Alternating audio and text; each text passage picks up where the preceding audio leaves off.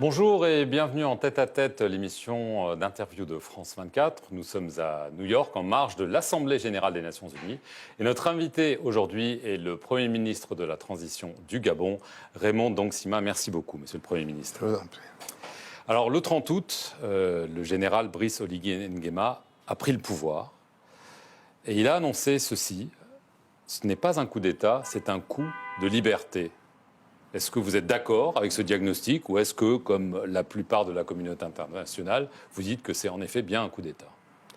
Je considère que c'était un coup de liberté, en effet, parce que la situation était relativement simple à imaginer.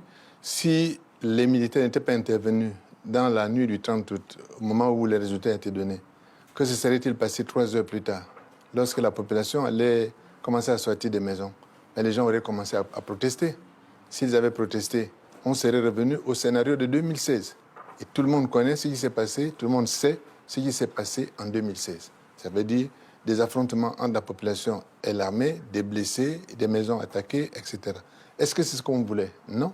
Donc, je crois que oui, l'armée est intervenue pour libérer un peu la situation. Mais ça reste un coup d'État quand même, techniquement. Techniquement, ça peut être un coup d'État, ça peut être un coup d'État si on le veut, mais je pense qu'on ne doit pas se figer sur les appellations, même si c'est un coup d'État. Si c'est un coup d'État salutaire.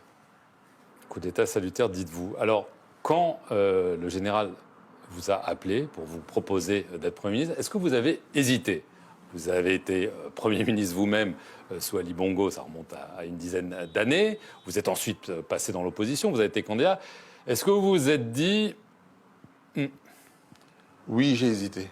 J'ai vraiment hésité. Pourquoi? Pour beaucoup de raisons. La première, c'est que je rappelle que 8 jours auparavant, j'étais toujours candidat à l'élection présidentielle, que compte tenu de la façon dont les choses se présentaient, nous étions un groupe de 6 personnes qui formaient ce qu'on appelait Alternance 2023. Nous avons dû prendre la décision de nous retirer au profit de l'un de nous. Nous avons passé le 17 et le 18 août à nous concerter et finalement on a dégagé un consensus sur un candidat.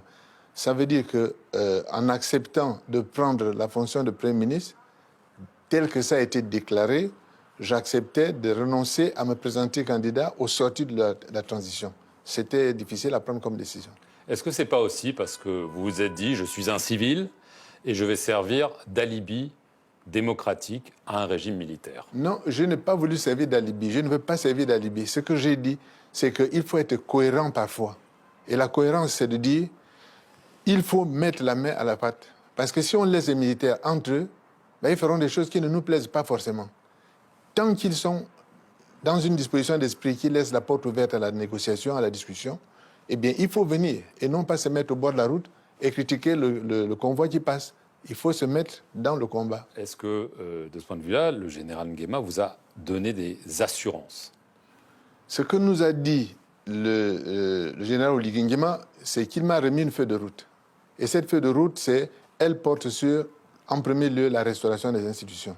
Et qui dit restauration des institutions, dit travail préalable de consultation de la population, de consultation des différentes couches des forces vives du pays pour arriver à se mettre d'accord sur une constitution et sur un ensemble de textes qui permettent de faire une élection claire. Et c'est pour ça que je considère qu'au lieu de rester au bord de la route, il faut être dans le champ et discuter pied à pied avec les uns et les autres. Donc, pour l'instant, oui, j'ai des assurances que je peux conduire cette partie-là. Alors, évidemment, la question se pose sur la transition et notamment la durée de la transition. Vous avez dit que 2 ans, ça vous paraissait bien. La communauté économique des États d'Afrique centrale a parlé de 1 an et le général Oligui Nguema n'a rien dit. Alors, combien de temps va durer cette transition et qui va décider de la durée? Bon, je vous rappelle, puisque vous citez les gens qui ont donné des durées, que le Commonwealth, lundi dernier, dans sa décision, a admis 2 ans. Mais ce qu'a dit le général Oligui Nguema, c'est « je ne décide pas de la durée de la transition, il faut que le débat national aboutisse à la définition d'une durée de la transition. » Et c'est ce débat que nous devons faire, sans perte de temps, sans précipitation non plus, de façon que les questions qui ont conduit à l'impasse dans laquelle nous nous sommes trouvés le 30 août, qu'on puisse les évacuer. 2 ans. Est-ce que vous en avez parlé avec lui? Plus ou moins, bien sûr. Lui est d'accord pour 2 ans? Bien sûr, à plusieurs reprises, on en a parlé. Ce qu'on a dit, c'est que 2 ans est une valeur moyenne. Ça peut être moins, ça peut être plus, mais 2 ans, nous partons sur 2 ans. Selon la charte de la transition, aucun membre du gouvernement, Oui. vous savez ce que je vais dire, ne peut se présenter aux élections qui sont censées suivre ou conclure cette transition. Ça veut dire que vous ne pourrez pas vous présenter. Oui, c'est ça. Non, je suis d'accord. Vous êtes d'accord et vous l'acceptez donc. Vous m'avez posé la question au début de l'interview et je vous ai dit, j'ai hésité. Parmi les raisons pour lesquelles j'ai hésité, il y avait ce point de la charte qui disait que les gens qui acceptent de rentrer dans le gouvernement acceptent de fait de ne pas participer à l'élection, de ne pas être candidat à la Donc vous ne prochaine serez élection. pas candidat à la prochaine. J'accepte de jouer le jeu tant que le débat ne dit pas autre chose. Nous verrons bien ce que le débat dira. Alors, dans une interview qu'il a accordée à nos confrères de Jeune Afrique, le général Oligui Nguema affirme que le président de la transition, donc lui, n'est pas un acteur de la réforme du code électoral, de la nouvelle constitution, et que donc, à ce titre, il n'est pas soumis à cette restriction. Est-ce que vous êtes d'accord avec son interprétation, ou est-ce que vous pensez qu'en effet, lui-même étant quand même à la tête de la transition, cette règle devrait s'appliquer à lui? Je pense que tout le monde va faire preuve de flexibilité. Parce que nous sommes partis d'une situation au départ qui doit être une situation où on accepte de prendre des engagements et au fur et à mesure qu'on va avancer, un certain nombre de questions vont venir au débat. Ce qui a été dit, c'est sur quoi nous sommes d'accord tous, c'est que c'est la conférence nationale qui va décider de qui est et qui n'est pas à telle ou telle position. Moi, j'ai accepté de ne pas être candidat. Et je l'ai dit. Donc ce que vous dites, c'est que ce que dit le général ne sera pas forcément la décision qui sera prise, que ça n'engage que lui. Il l'a dit lui-même. Il l'a dit. C'est-à-dire que le problème des interviews, c'est qu'on prend des extraits dans un contexte particulier, on ne le prend pas dans son intégralité. Je sais que le général nous a dit que c'est la conférence nationale qui sera organisée dans les prochains mois qui décidera et du contenu de la transition, et de la durée de la transition, et des éléments constitutifs de cette transition. Mais donc, vous, votre lecture, ce serait plutôt que lui, étant à la tête de la transition, ne devrait pas pouvoir être candidat. On est d'accord. C'est pas ma lecture qui compte. Ce qui compte, c'est la lecture populaire, la lecture nationale qui sera faite. D'accord. Donc, c'est pas lui qui va décider. Je parlais de la famille de l'ancien président. Le fils Nourdine Bongo-Valentin a été mis en examen. On sait qu'il y a des accusations de corruption, voire de trahison contre lui. L'ex-première dame est en résidence surveillée. Ses avocats disent qu'elle est otage. Est-ce que vous pouvez nous donner de ces nouvelles? Quelle est sa situation juridique ou physiquement? Où se trouve-t-elle? Je suis étonné de cette question-là. Les avocats dont on parle, ils parlent d'une citoyenne gabonaise ou d'une citoyenne française? Les deux. S'ils posent la question en tant que citoyenne gabonaise, ils doivent accepter que la loi gabonaise s'applique. Et la loi gabonaise, c'est qu'on a des investigations qui sont en cours. On a trouvé un certain nombre de choses, notamment des sommes d'argent considérables, entre les mains des uns et des autres. Il n'y a pas eu que de l'argent qu'on a trouvé. D'autres produits ont été trouvés. Vous le savez, les images ont été montrées. Par conséquent, les investigations doivent avoir lieu. Je ne crois pas que, même en France, ni dans aucun pays européen, on ne laisserait une personne qui se trouve en possession de tels objets et de telles sommes tout simplement libre de partir. Il faut que les investigations, au minimum, aient lieu. Je crois que c'est le minimum que l'on peut faire. Est-ce que c'est elle qui dirigeait le Gabon? Ça, j'en sais rien. Je n'en sais rien parce que j'étais dans l'opposition. C'est ce qu'on a entendu. Je n'en sais rien. J'étais dans l'opposition. Ce n'est pas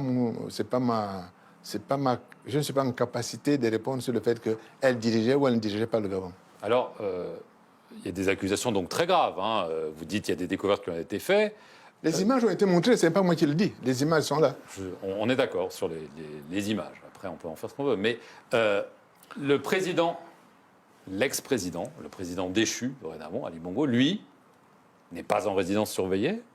Dixit les autorités de transition. Il est libre de ses mouvements. Alors, si c'est lui qui dirigeait le Gabon et qu'il y a des faits graves qui ont été trouvés, pourquoi est-ce qu'il n'est pas inquiété par la justice, comme son épouse ou comme son fils? C'est une question qu'il faut poser aux enquêteurs. N'est-il pas responsable de ce qui s'est passé ou n'était-il plus en capacité de gouverner? Je répète, c'est une question qu'il faut poser aux enquêteurs. Moi, je ne suis pas un enquêteur. J'étais candidat à l'élection. Et ce que je peux dire, c'est que depuis que je suis rentré dans l'opposition, je n'ai jamais fait une campagne contre un individu.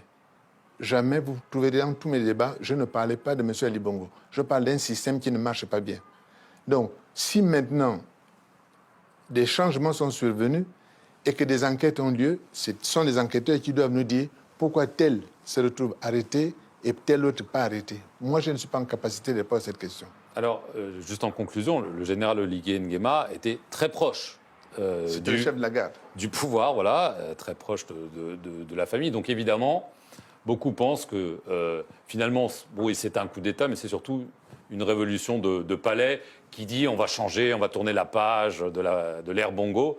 Mais en fait, ça va rester plus ou moins la même chose. Est-ce que vous pensez vraiment que ça va changer ou que finalement on a remplacé la famille Bongo par quelque chose d'équivalent?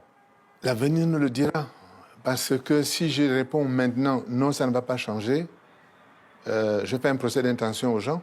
Et si je réponds, oui, ça va changer, je leur donne le bénéfice du doute. Je considère que nous sommes passés à côté de quelque chose qui aurait été difficile. Le 30, ça c'est un fait.